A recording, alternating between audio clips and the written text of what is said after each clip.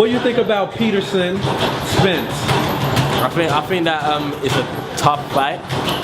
I think that they're both excellent fighters. I think that they're two of the top fighters at 147, of course. I would lean towards Spence. You know, I feel like Spence is younger, stronger, maybe hungrier. You know, of course the pressure is more on Spence, but I think that he's also like, he seems like the character to take on the big chances. So, you know, I would lean towards Spence, but you know, of course, Lamont Peterson is an excellent fighter. You know, I feel like he's very rounded. You know, he can do everything. He can box, he can fight well coming forward, he can fight well on the inside. You know, so if they have a good game plan, it's going to be a tough fight. It's going to be a tough fight for sure, but I like Spence. I feel like he's the number one fighter at 147, and for that reason I'll give him the edge. Do you give Peterson any chance of winning? Yeah, of course. You know, he's a very good champion. So you know, they have he's got a very good chance of winning. But I don't see him winning. But I would definitely not count him out. You know, I think that he, you know, like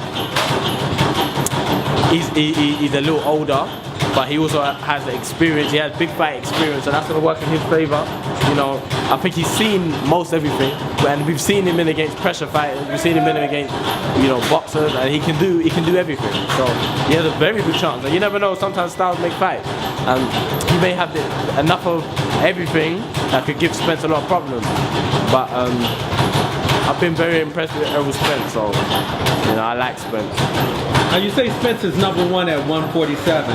Where do you put the rest of who's in the rest of the top five at 147? You know, of course, now that Crawford is up there, in there, you know, we've got to put Crawford, but I think that after Crawford fights Jeff Horn and maybe fights another time at 147, then maybe you say Crawford, but I would say, of course, Spence, Thurman, Peterson, Garcia.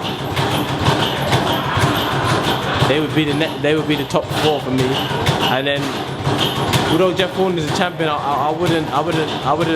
Yeah, he's a good fighter, but I don't see him on the level to beat those guys. But you know, those are the and Sean Porter. You know, for me, Sean Porter is probably number 3 behind Thurman.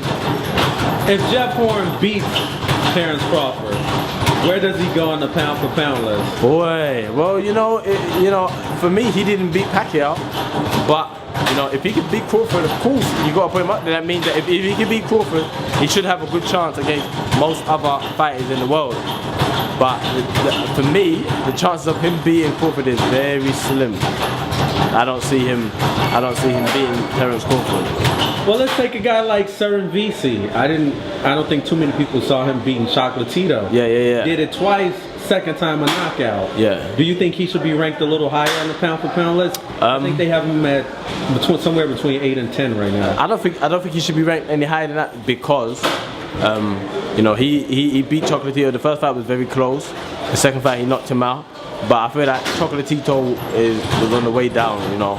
An excellent fight, I think he's on the way down. So you'd have to see him against other elite fighters, top fighters in that weight division, see how he does.